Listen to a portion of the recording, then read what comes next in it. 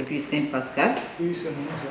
Nous le disions tantôt, vous êtes le 17e directeur général du Trésor et de la comptabilité publique depuis sa date de création en 1963. Quels sont les principaux défis rencontrés par le Trésor public depuis sa création en 1963 jusqu'à ce jour? Merci Félicité. Le Trésor public a été confronté à plusieurs défis majeurs au fil des années. Ces contraintes sont d'ordre structurel d'abord. Elles peuvent se résumer en le manque de ressources humaines qualifiées, les ressources matérielles et infrastructures limitées, des outils de gestion obsolètes.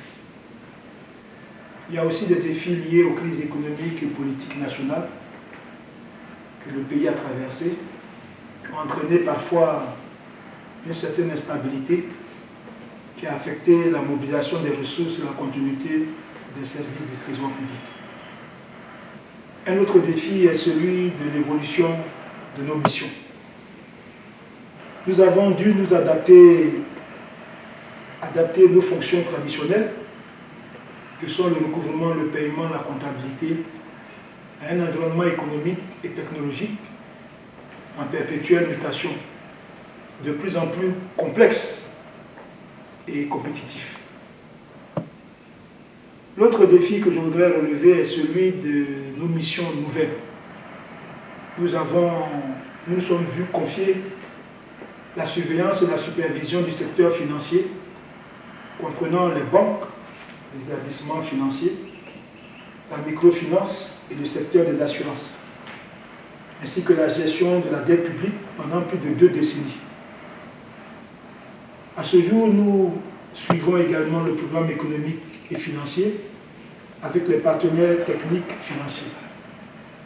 Nous assurons la mobilisation de l'épargne et l'offre de services bancaires dans des zones sinistrées.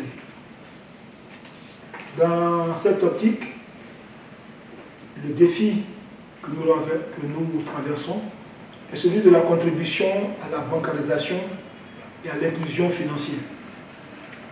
Tous ces défis